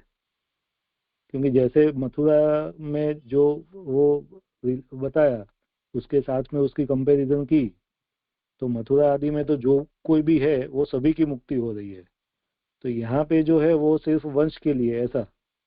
हाँ, वो तो आप जैसे आपने भी बताया, और जैसे यहाँ पर महाप्रभु जी बता ही रहे हैं वही बात जैसे अभी कही आपने कि दोनों में ये अंतर है। क्योंकि वो शंका आई कि फिर ये स्थान की भगवान की स्थिति से संबंधित क्यों करा, तो भगवान की स्थिति संबंधित तो अन्य भी नगर हैं। तो हस्तिनापुर में ये विशेषता है कि वो उस वंश से संबंधित जो हस्ती राजा हैं जिन्होंने हस्तिनापुर बनाया है, ऐसा लग रहा है। जे इसमें थोड़ा अशुद्धि है, निरंतर स्मृति नहीं पर स्थिति बनी रहे, ऐसा सुधार लो। जी जी जी, निरंतर स्थिति बनी रहे तो ही मुक्ति हो, यानी कि प्रभु की निरंतर स्थिति बनी रहे, कोई समय विशेष तक में ही प्रभु की स्थिति न होकर निरंतर बनी रहे तो ही मुक्ति संभवित है, ऐसे ही ना जय? हाँ जी जी। मतलब प्रणाम जैसे, तो ये निरंतर स्थिति वाला वो मथुरा के लिए है ना, कि वहाँ निरंतर स्थिति। जी अच्छा, ये आगे जो मासान कतिपय का महीना वाला जो है ना, वो थोड़ा स्पष्ट नहीं हुआ कि काल के अनुरूप महीने का निरूपण और वो जो कारण पाने को प्राप्त नहीं, वो जो तो उससे तात्पर्य क्या है मास महीनों के निरूपण से, वो समझ में नहीं आया किस कारण पाने की बात करें। यानी मथुरा भगवान यत्र नित्यम सन्निहितो हरि, ऐसा कहा गया है, तो वहां भगवान का नित्य सन्निधान है। और यहाँ तो हस्तिनापुर में तो उषित्वा हस्तिनापुरे मासान कतिपयान हरि, तो कतिपय मास कुछ महीने वहां पर विराजे, इतना ही उल्लेख किया है।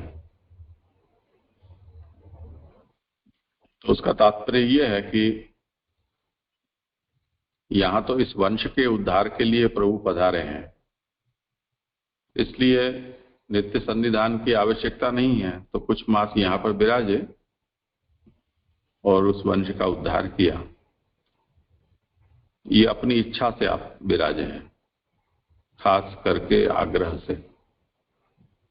और मथुरा आदि में तो ऐसी कोई विशेष इच्छा न होने पर भी ये भूमि मुक्ति के लिए आपको वहां विराजना पड़ा है, तो इसलिए वहां पर वो आपका नित्य सन्निधान है। इसलिए यहां पर हस्तिनापुर में तो भगवान की कृपा और भगवान के संग से ये फल पैदा हुआ है, उनको मिला है, और मथुरा में स्थान के प्रभाव से होता है।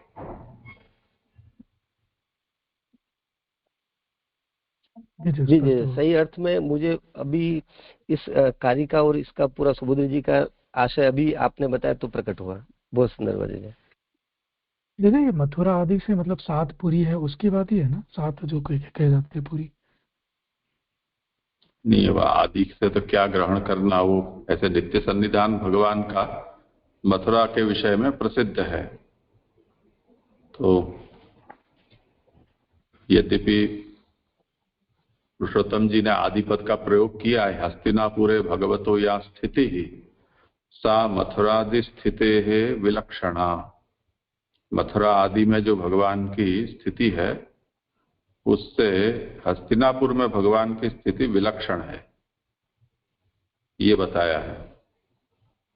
तो मथुरा आदि में भगवान की स्थिति निरंतर है और यहाँ कतिपय मास की ही भगवान की स्थिति हुई। अब आदि पद से और कौन से ग्रहण करना, क्योंकि सभी पुरियां तो कोई विष्णु संबंधी ही हो ऐसा कोई नियम नहीं है ना।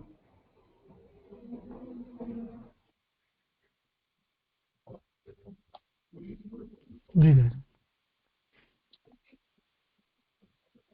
हाँ जी, धन्यवाद जी। यहाँ हाँ जी, धन्यवाद। हाँ बोलो बोलो, रोक मत जाइए, अपना जो भी प्रश्न करें चलते हैं। हाँ जय, इसमें यहाँ ये अभी यहाँ आया, अपनी बहन सुभद्रा का पुत्र अभिमन्यु मारा गया, उसका शोक था, ये तो ठीक है। वह शोक परीक्षित के जन्म से दूर हुआ, तो परीक्षित का जन्म तो 12वें अध्याय में है। इस प्रकार भगवान का विराजना प्रेम को बढ़ाने वाला है, तो ये संगति कैसे लगी?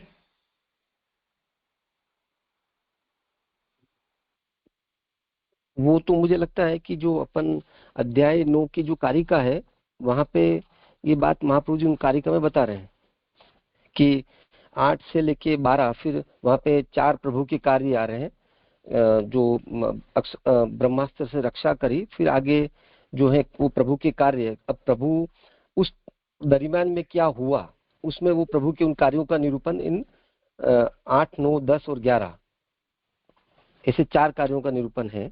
ऐसा अध्याय 9 की कारिका में है, तीसरी 1, 2, 3 में शायद।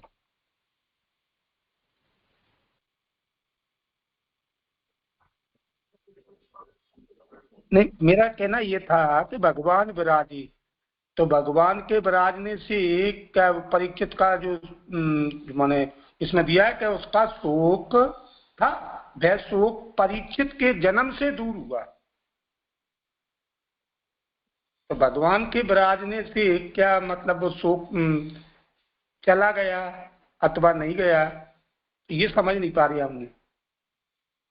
भाई परीक्षित से यहाँ कनेक्शन क्यों किया है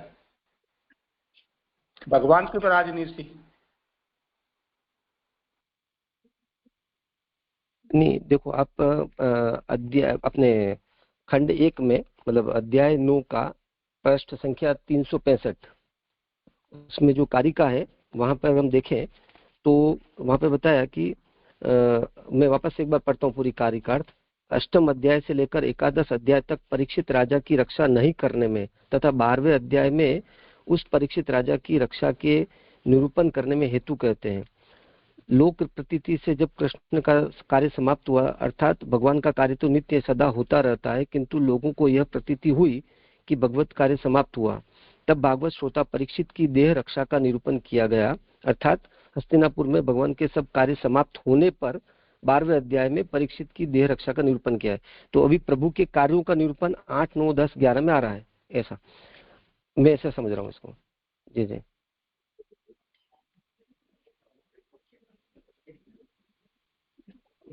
परमानंद जी, आपका हुआ समाधान? नहीं जे मतलब समाधान हुआ नहीं।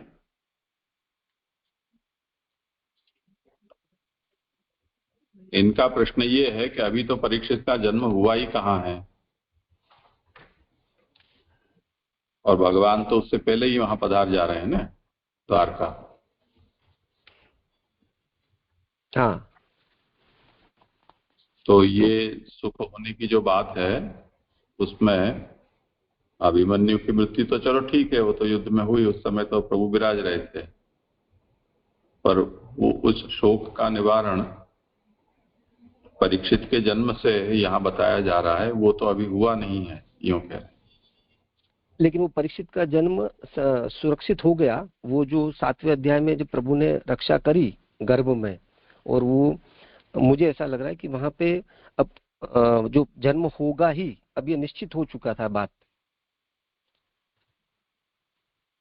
क्योंकि अब रक्षा हो गई, अब कोई प्रकार की वहां पे कोई प्रकार का संकट अब विद्यमान नहीं है, और गर्भ भी सुरक्षित हो चुका है, तो अब जन्म जो है वो निश्चित है। तो जन्म हुआ, वो अब होगा ही, वो गर्भ में सुरक्षित है परीक्षित, और उनका होना ही है, शायद ऐसे सोचा जाए ये। अच्छा विचार है, बताएं परमानंद जी। आज ये कह तो रहे हैं ये, लेकिन मुझे ऐसा समझ में आ रहा है कि जैसे वो परीक्षित के माने अभिमन्यु जो युद्ध में मारा गया है उसका शोक था, तो उसका शोक उनका जो है परीक्षित के जन्म से होगा, लेकिन जब भगवान विराजी है तो शायद भगवान के विराजने से, उनके स्वरूपानंद के द्वारा भगवान के माने विराजने से, उस प्रेम के द्वारा उस चीज को वो भूल गए हूँ। मैं ऐसा समझ पा रहा हूँ, शायद ये कहना चाह रही हूँ। वो तो देखो यहाँ पर इसके अध्याय का आरंभ हो रहा है, वहीं पर आभास में इस बात की स्पष्टता दी है कि ये जो बीच में सब कथाएं आ गई वो अवान्तर कथाएं हैं। तो शौनक ऋषि ने 4थे अध्याय में परीक्षित के जन्म आदि के विषय में प्रश्न किए थे, किंतु प्रसंगानुसार बीच में दूसरी कथाएं आ गई थी।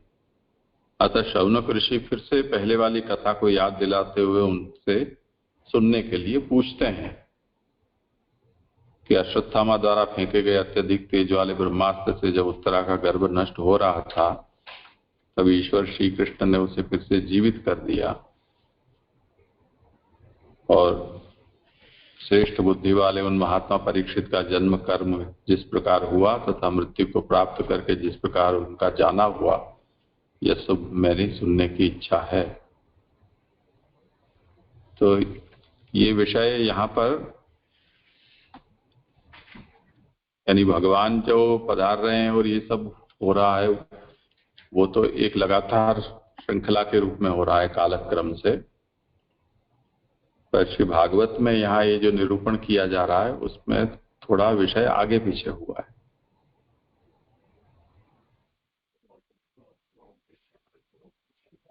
इसलिए भले ही अध्याय में ये बात आ रही है, पर ये तो श्री महाप्रभु अपनी ओर से बता रहे हैं कि ये शोक मुक्त कैसे हुए। तो शोक मुक्त में होने का ये प्रकार है कि जो देवेश ने कहा कि अब मृत्यु भय से गर्भ है वो सुरक्षित हो गया है, तो अब पुत्र जन्म होने का निश्चय ही है। तो वो जो शोक है अभिमन्यु के मृत्यु के कारण हुआ, वो परीक्षित के जन्म से दूर हुआ। अब जन्म का मतलब अभी जन्म भले हुआ हो या ना हुआ हो, पर जो होने वाला है उससे।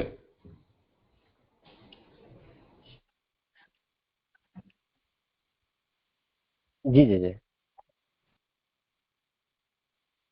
हाँ जय दंडवत, अब हो गया समाधान। जी कार्य का 5 में जो है ना, भक्ति ज्ञान से उत्पन्न होने वाले उत्सवों के अतिरिक्त संसार में जीवन व्यर्थ है। तो इसमें भक्ति और ज्ञान के भक्ति रूपी ज्ञान मतलब ज्ञान से उत्पन्न होने वाले उत्सवों का तो ऐसा हम जनरली सुनते नहीं। हम जो भक्ति परंपरा में है तो भक्ति से उत्पन्न वाले उत्सव ही हम सुनते हैं। शायद हो तो मुझे ज्ञान नहीं, इसलिए संशय हुआ। भक्ति ज्ञान से उत्पन्न होने वाले उत्सव,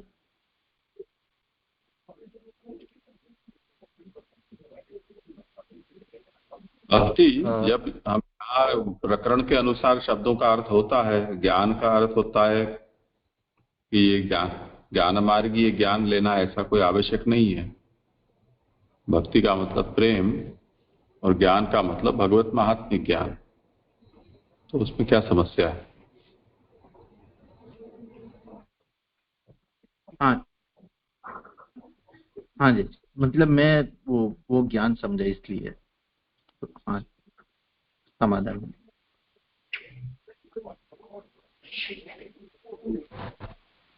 ये पंक्ति जो है वह शोक परीक्षक के जन्म से दूर हुआ है, होगा, ऐसे भी करते हैं जैसे।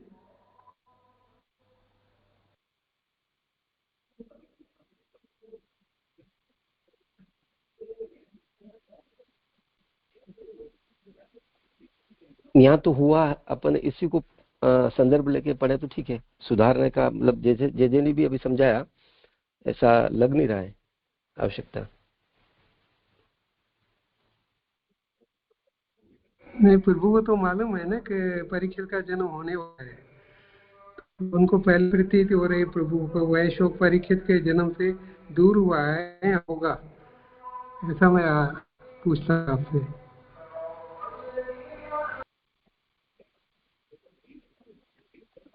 ये सब वस्तु ऐसी है कि जो निकट का भविष्य होता है वो उसके साथ वर्तमानवत व्यवहार होता है।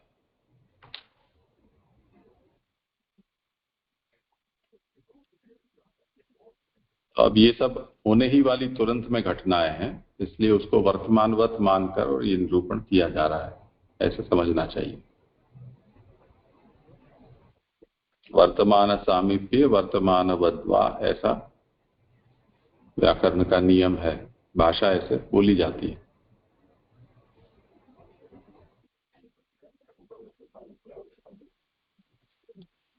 करो आगे जिनका क्रम हो। हाँ जी हाँ जी एक हाँ प्रश्न था जी। यहाँ पे जो मुक्ति की जो बात है, तो यहाँ पे मुक्ति यानी कि जो शोक दूर हुआ उसको ही मुक्ति की बात करें, या तो यहाँ पे जो जैसे आगे लिखा कि भाई जो वंश में जो है वो सभी की मुक्ति होगी, या उसके लिए, क्योंकि यहाँ पे जो बात आई ना कि भगवान का हस्तिनापुर में विराजना मुक्ति के लिए ही है, और इसका कारण यह है कि भगवान वहां विराज कर सबके शोकों को दूर करे। तो यहाँ पे जो मुक्ति की जो बात है वो कौन से रेफरेंस में लेना है? ऐसे शोक के सिर्फ रेफरेंस में है तो कारिका में स्पष्ट कर दिया है ना, कृष्णैकतान चित्तत्व मुक्तिरप्यधिकम मतम। कृष्ण में चित्त की एकतानता मुक्ति से भी अधिक है। बाकी मुक्ति तो यथाधिकार होती है, नियत फल है वो। हर दैवी जीव को मुक्त तो होना ही है, अधिकार अनुसार मुक्त होते हैं। भगवान का तो आविर्भाव ही उसके लिए होता है। जी जी जी जी। मेरा यहाँ तक ही था जी, धन्यवाद। अच्छा जी जी जी, यहाँ से मेरा क्रम है तो मैं लूँ जी आगे। हाँ करो जी।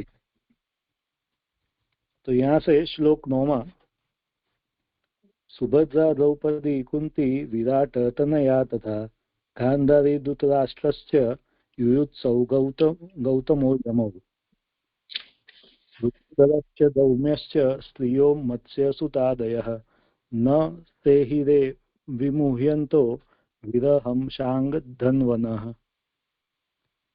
ये जो 9 और 10 श्लोक है उसकी वो पढ़ रहा हूँ। सुभद्रा द्रौपदी कुंती उत्तरा गांधारी धृतराष्ट्र युयुत्सु गौतम नकुल सहदेव भीम धौम्य और सत्यवती इत्यादि स्त्रियां मोह को प्राप्त हुए भगवान के विरह को नहीं सह सके। श्लोक संख्या 9 और 10। यहाँ पे सुबोधनी जी, सुभद्रा आदि स्त्रियां भगवान के विरह को सह न सकी।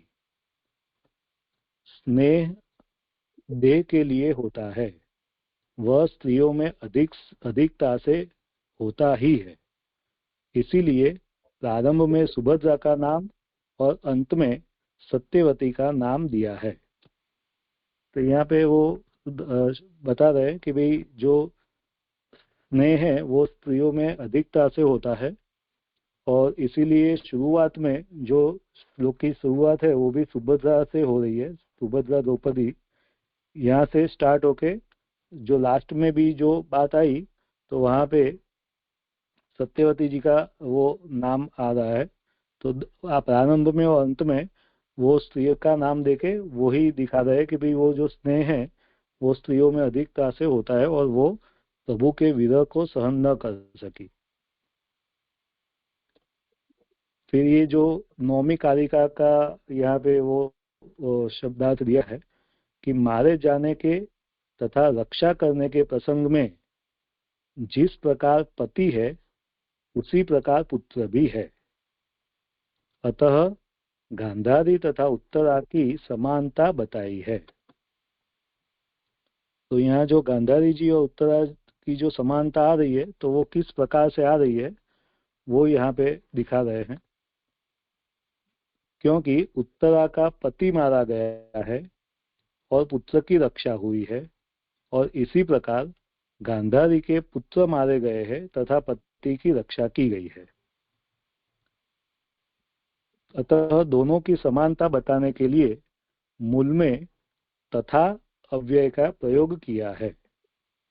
तो यहाँ पे ये जो फर्स्ट लाइन में जो सुभद्रा द्रौपदी कुंती विराट तनया तथा, वो तथा करके जो बात आई तो उससे यहाँ पे ये दोनों की यानी कि गांधारी जी और उत्तरा जी की जो समानता है वो दिखाई गई है।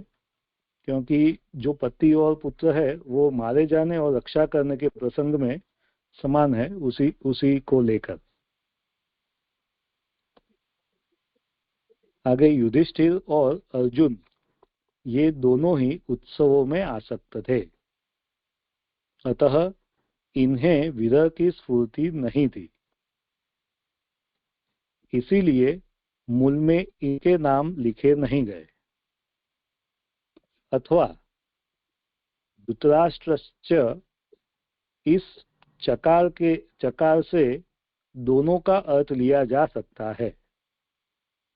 तो यहाँ पे दो अर्थ दिखा रहे हैं कि भाई ये स्पष्ट रूप से अर्जुन और युधिष्ठिर के नाम नहीं आए, तो उसका एक मीनिंग ये भी हो सकता है कि भाई उनको वो विरह की स्फूर्ति नहीं थी, वो उत्सव में आसक्त थे। और दूसरा एक मीनिंग ऐसा भी हो सकता है कि यहाँ पे जो धृतराष्ट्र ऐसा करके जो चकार आया तो उसमें उन लोगों का समावेश हो गया है। तो यहाँ पे आगे ऐसा दिखा रहा है कि यदि इस चकार को समूह बोधक अर्थ में न लिया जावे तो वह मात्र धृतराष्ट्र की भक्ति को बताने वाला चकार है, क्योंकि धृतराष्ट्र को भक्ति होना बड़ा कठिन है। तो यहाँ पे अगर हम वो जो चकार है उसमें वो भीम अर्जुन और युधिष्ठिर को वो इंक्लूड उनको समावेश न करे तो फिर वो धृतराष्ट्र के लिए ही बात हो जाएगी, और धृतराष्ट्र के लिए बात होगी तो फिर वो धृतराष्ट्र की दिखाने के लिए बात होगी। और धृतराष्ट्र जो है भक्त नहीं है तो उनको भक्ति होना वो भी बात हो सकती है। तेजस भाई आपकी आवाज बहुत कट रही है।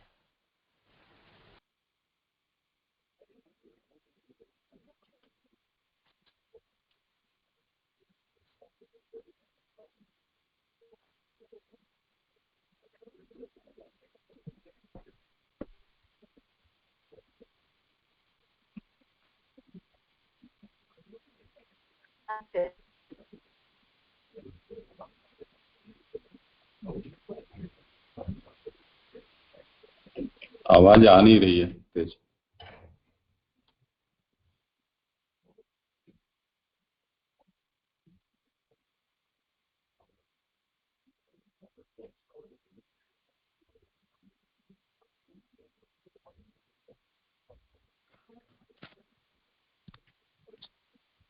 हाँ जी आवाज आ रही है।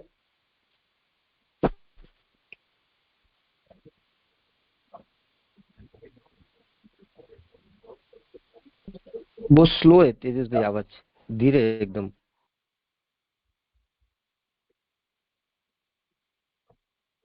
दो फोन से जुड़े हैं एक साथ है क्या है, तो और ज्यादा इको होगा।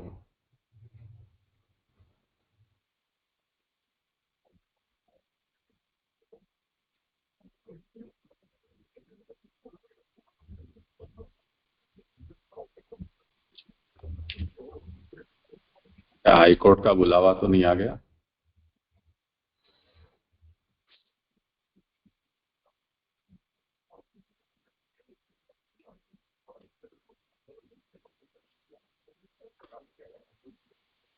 हाँ जी जी, अभी आ रही है आवाज? हाँ आई। हाँ जी जी। तो यहाँ पे मैं फिर से ले रहा हूँ वो जो पैराग्राफ है, वो ये युधिष्ठिर और अर्जुन ये दोनों ही उत्सवों में आसक्त थे, अतः इन्हें विरह की स्फूर्ति नहीं थी, इसीलिए मूल में इनके नाम लिखे नहीं गए। तो यहाँ पे जो मूल है उसमें युधिष्ठिर और अर्जुन ये दोनों के नाम नहीं है। तो क्यों नहीं है उसका वो एक जो है संभावना वो बता रहे हैं कि भाई वो दोनों उत्सवों में आसक्त थे, इसलिए उन्हें प्रभु के विरह की स्फूर्ति नहीं थी। तो ये एक अर्थ बताया। आगे अथवा धृतराष्ट्रश्च, इस चकार से दोनों का अर्थ लिया जा सकता है। यदि चकार को समूह बोधक अर्थ में न लिया जाए तो वह मात्र धृतराष्ट्र की भक्ति को बताने वाला चकार है, और क्योंकि धृतराष्ट्र को भक्ति होना बड़ा कठिन है, तो यहाँ पे जो दूसरी जो अर्थ ले रहे वो धृतराष्ट्रश्च उससे जो चकार है वो चकार में वो दोनों यानी कि युधिष्ठिर और अर्जुन दोनों ही का समावेश हो जाता है। वो दोनों को ले लेना चाहिए। क्यों ले लेना चाहिए? क्योंकि अगर ऐसा न ले और चकार को सिर्फ धृतराष्ट्र के अर्थ में ही ले तो वो तो धृतराष्ट्र की भक्ति बताने वाला हो जाएगा, और क्योंकि धृतराष्ट्र जो है वो भक्त नहीं है, तो भक्त न होने से वो जो अर्थ है वो सेट नहीं होगा, वो बैठेगा नहीं। तो इसलिए बता रहा है कि जो चकार है वो उसमें युधिष्ठिर और अर्जुन दोनों को ले लेना चाहिए। युयुत्सु धृतराष्ट्र की भोग स्त्री का पुत्र है। कृपाचार्य गौतम वंश में उत्पन्न हुए हैं, इसीलिए उनका नाम गौतम ही मानकर मूल में कहा है। नकुल व सहदेव का नाम एक साथ होने से उन्हें यम से कहा है।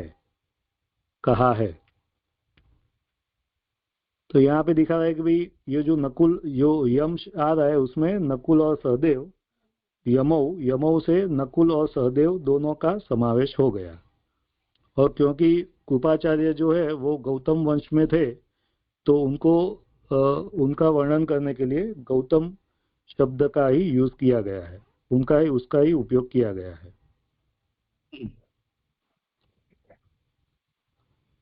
आगे वृकोदरश्च, इस नाम में चकार होने से अन्य नहीं कहे गए क्षत्रियों का भी भाव सन्निहित है। तो जो वृकोदरश्च है उसमें चकार उसमें भी लगा हुआ है, तो जो भी नहीं गिनाए गए हैं वो जो क्षत्रिय के जिनको प्रभु के विरह का अनुभव हो रहा है, वो विरह को नहीं सह सके, वो क्षत्रियों का भी भाव उसमें ले लिया गया। धौम्य ऋषि पांडवों के पुरोहित है, यहाँ भी चकार है, तो इससे न कहे गए ब्राह्मणों का भी समावेश हुआ है। तो जो धौम्य शब्द है उसमें भी चकार लगाया गया है, तो उसमें धौम्य ऋषि के साथ कि जो पांडवों के पुरोहित थे उनके साथ अन्य भी जो ब्राह्मण हैं उनको लिया गया। उन ब्राह्मणों की स्त्रियां मत्स्यसुता, सत्यवती आदि ये भी विरह का दुख सहन नहीं कर सकी, अथवा कार्य के लिए पहले जनाई गई उत्तरा का ही ग्रहण करने के लिए मत्स्य सुता को कहा है। तो ये जो मत्स्य सुता है उससे सत्यवती आदि भी ले सकते हैं, और जो आगे जो उत्तरा का भी उसमें समावेश किया जा सकता है। मत्स्य सुता जो शब्द आ रहा है उससे स्त्री और पुरुष दोनों को साथ कहा है। तो आदय करके स्त्री और पुरुष दोनों को साथ कहा है। तो यहाँ पे क्षत्रिय, ब्राह्मण और अन्य जो भी थे वो सभी को यहाँ पे ले लिया गया है, यानी कि जो स्त्री पुरुष सभी जो प्रभु के निकट थे वो सभी उनका विरह सहन नहीं कर सके। इस कारण व्याकरण की रीति से विमुह्यन्तः ऐसा पुल्लिंग का निर्देश किया है। जो मूल श्लोक में विमुह्यन्त है उसकी बात हो रही है, तो उसमें ऐसा पुल्लिंग का निर्देश किया है। भगवान का नाम शांग धन्वा कहा है। इसका अभिप्राय है, इसमें जो मूल में जो लास्ट वर्ड आ रहा है शांग धन्वनः, तो इसका अभिप्राय दिखा रहा है कि भाई इसका अभिप्राय है कि भगवान काल धनुष को हाथ में धारण करते हैं, अतः उनका वियोग हो जाने पर काल के ग्रास हो जाएंगे, ऐसी शंका होने से विरह का दुख होता है। तो यहाँ पे दिखा रहा है कि भाई जो प्रभु का ये नाम जो आ रहा है शांग धन्वनः, तो उसका अभिप्राय ये है कि प्रभु जो है वो काल रूप जो धनुष है उसको हाथ में धारण करते हैं, और अगर प्रभु जा रहे हैं या तो उनका वियोग हो रहा है तो काल से वो ग्रसित हो जाएंगे, क्योंकि उससे रक्षण करने वाले जो प्रभु है वो वहां से चले जा रहे हैं। इसीलिए तो ऐसी शंका होने पर भी विरह का दुख होता है। तो यहाँ पे ये जो शांग धन्वना है वो थोड़ा मुझे क्वेश्चन है कि भाई उससे क्या कहना चाह रहे हैं, क्योंकि ये जो बात आ रही है कि भाई वो काल रूप धनुष्य को हाथ में धारण करते हैं,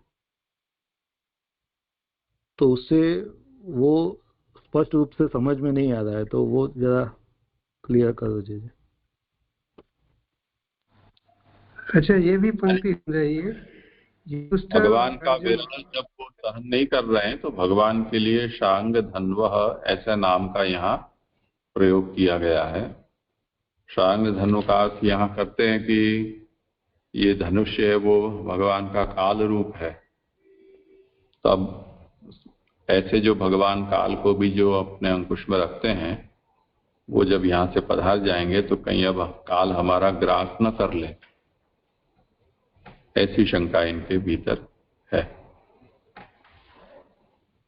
जी जी, यानी जो विरह हो रहा है तो प्रभु के जाने के बाद फिर उनके वो नहीं रहेंगे साथ में तो काल ग्रसित कर जाएगा, ऐसे जो होती है। जी जी जी, ये दंड समझे। एक पंक्ति आ रही है, युधिष्ठिर अर्जुन ये दोनों उत्सव में आसक्त थे, अतः उन्हें विरह की स्फूर्ति नहीं थी। तो उत्सव तो जब माना जाता कोई आने वाला होता है, जैसे प्रभु जा रहे हैं तो उत्सव का क्यों आया भाई? जय मुझे ऐसा लग रहा है कि ये जो उसके जाने के बाद, क्योंकि प्रभु वहां पे विराज रहे थे और प्रभु साथ में थे, तो क्योंकि वो ही उत्सव की बात शायद हो रही है, और तो कोई बात आ नहीं रही है वैसे। नहीं, उत्सव तो कोई मनाया जाता है जब कोई प्रभु पधार रहे हैं तो उत्सव कहेंगे ना, तो इसलिए बता रहे हैं अतः उन्हें विरह की स्फूर्ति नहीं थी। पंक्तियां नहीं समझा रही है। उत्सव का मतलब राज्य प्राप्ति का उत्सव।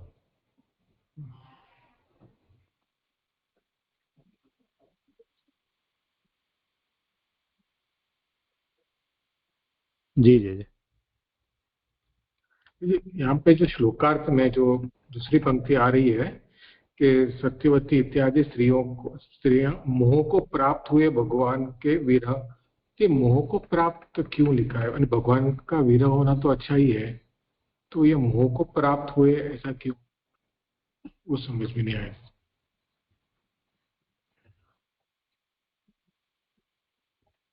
करो समाधान। जी जी जी जी।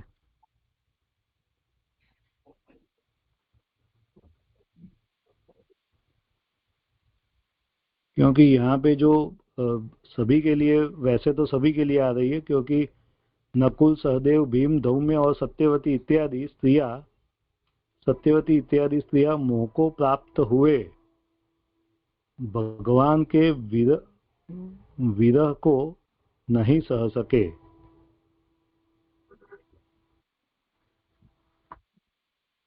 मुझे ऐसा लग रहा है कि यहाँ पे, क्योंकि ये तो प्रभु की बात हो रही है ना, तो जो प्रभु जो है वो अभी जो बात, चाहे यहाँ से यानी कि हस्तिनापुर से अभी जा भी रहे हैं, क्योंकि प्रभु तो है तो वो तो साथ में रहने ही वाले हैं, जो कि 11वें श्लोक में भी आ रहा है। तो जो प्रभु जो है, तो ऐसा तो है नहीं कि कोई प्रभु के बिना रह भी सकता है। तो अभी जो बात हो रही है वो तो एक लौकिक रीति से वो हो रहा है, तो वही इसीलिए वो बता रहे हैं कि भाई वो मोह को प्राप्त होके वो विरह को नहीं सह सके।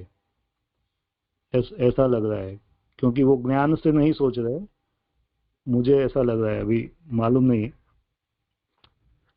ये शांग धन्वह कहा ना, उसके अर्थ में जो बात बताई है वही यहाँ पर है। अभी तक तो काल रूप धनुष को हाथ में लेकर भगवान साथ में रहे हैं, तब तक तो सब ठीक रहा है। अब क्या होगा, बहिर्मुख हो जाएंगे, ये मोह हुआ। जी जी जी जी। और जो तीसरे पैराग्राफ में जो चक्कार से जो समझाया ना कि युधिष्ठिर और अर्जुन, यानी पहले तो बताया कि ये दोनों उत्सव में आसक्त थे इसलिए उनको विरह नहीं हुआ। फिर बता रहे हैं कि जो अपने धृतराष्ट्र में जो च है, च से इन दोनों को ले सकते हैं। यदि हम धृतराष्ट्र में जो च न ले तो फिर ऐसा समझना कि यानी धृतराष्ट्र को जो भक्ति हुई है उसके लिए च, क्योंकि धृतराष्ट्र को तो भक्ति होना संभव नहीं है, लेकिन उनको भी हुई है, और इस संदर्भ में वो यदि से ऐसा समझ रहे हैं। जी जी जी। मूल समस्या ये है कि इन दोनों का नाम नहीं लिया है और सब लोगों के गिना दिए हैं, तो क्या उनको नहीं हुआ दुख, विरह दुख नहीं हुआ? तो क्या हो सकता है कारण उसमें? तो युधिष्ठिर को तो राज्याभिषेक हुआ है, तो वो तो राजा बना है, अर्जुन ने दिलवाया है राज्य, यूं ही माना जाएगा। तो सबसे ज्यादा जो राज्य का नशा है वो उन दोनों को हो सकता है, तो उसके कारण यहाँ उनके नाम नहीं गिनाए हों, ये एक बात है। दूसरी बात ये है कि यहाँ धृतराष्ट्र ऐसा लिखा है, तो धृतराष्ट्र के साथ सभी लोगों को गिन लो जिनके नाम यहाँ नहीं गिनाए हैं। तीसरा विषय ये है कि अगर उस अर्थ में यहाँ चकार नहीं है तो ये संभावना है कि सबको तो दुख हुआ ही, पर धृतराष्ट्र को भी हुआ। ये बड़ा आश्चर्य का विषय है, जो किसी की कल्पना में नहीं आ सकता है, उसे भी हुआ है, ऐसा भी। जी जी। हाँ जी, दंडवत प्रणाम जी। हाँ, यहाँ शुरू में ही क्योंकि उत्तरा का पति मारा गया है और पुत्र की रक्षा हुई, तो ये बात तो समझ में आती है कि अभिमन्यु मारा गया और परीक्षित की रक्षा हुई। इसी प्रकार गांधारी के पुत्र मारे गए, ये भी ठीक है, तथा पति की रक्षा की गई। अब ये संगति नहीं बैठ रही है, क्योंकि धृतराष्ट्र तो लड़ने ही नहीं गया।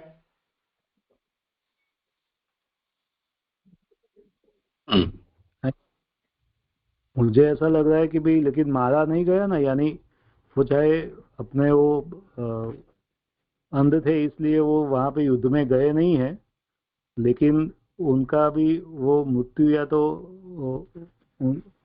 उनको जीवित तो है, तो वही सेंस में रक्षा की बात हो रही है।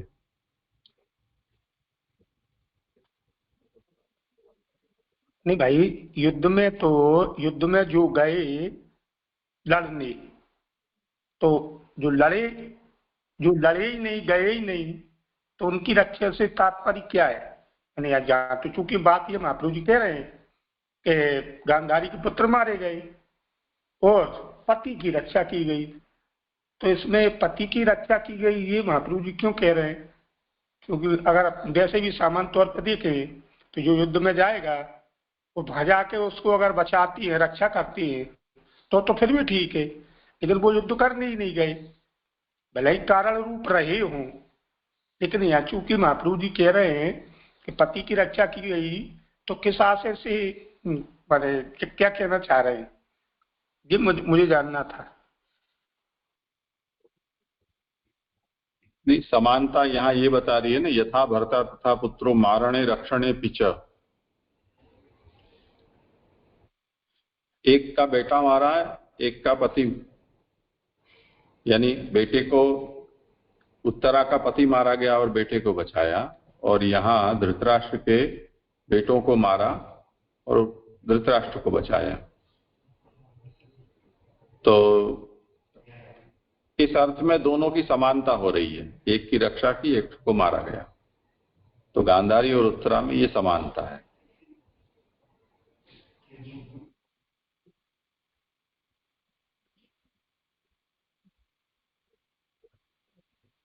युद्ध में गया नहीं गया वो एक अलग विषय है, उससे लेना देना नहीं है। तो परीक्षित का भी ऐसा थोड़ी था, कोई युद्ध का अवसर तो था नहीं, वो तो गर्भ में था।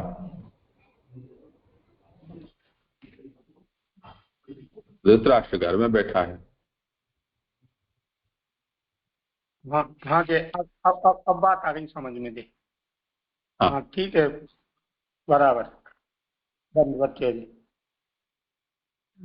यहाँ पे सबको मोह हुआ समझ में आया, लेकिन सुभद्रा जी को भी मोह हुआ, वो तो कृष्ण था, कृष्ण की बहन थी ना, तो उनको भी मोह हुआ, ऐसे ही समझ।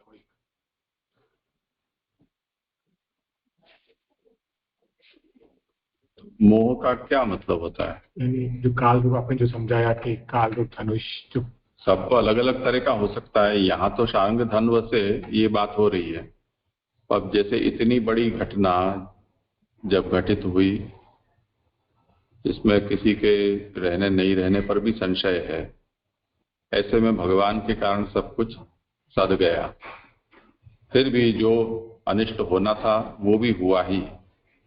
सब लोगों को तो सुख मिला ऐसा तो कह नहीं सकते हैं।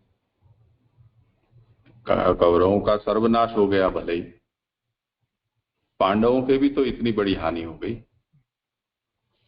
और अब ऐसे में भगवान छोड़कर पधार रहे हैं। तो अगर हम पूरे इस परिप्रेक्ष्य में इस भगवान के द्वारका पधारने को सोचें तो एक तरह की मुश्किल तो आई जाती है, मानसिक ऐसा आघात तो लग ही सकता है ना किसी को भी। जी जय दंडवत प्रणाम। हाँ बोले। हाँ जय यहाँ पे ये जो वर्णन आया हमारा 9वां और 10वें कारिका में, यहाँ पे हमने सत्यवती इत्यादि स्त्रियां मोह को प्राप्त हुए भगवान के वीर को नहीं रह सके उसका वर्णन है, और यहाँ पे गांधारी तथा उत्तरा की समानता बताई है। तो इसका प्रयोजन क्या है, क्यों ये दोनों की समानता बताई है?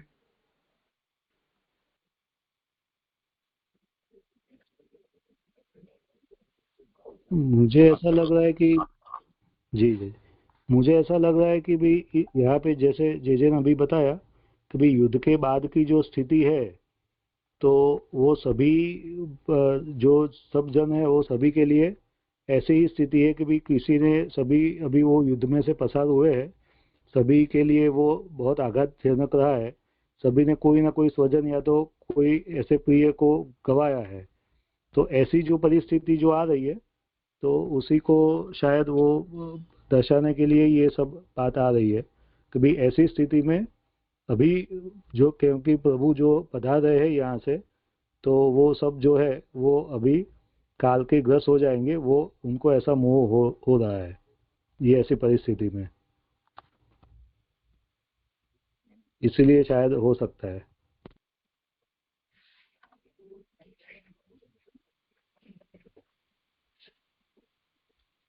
जी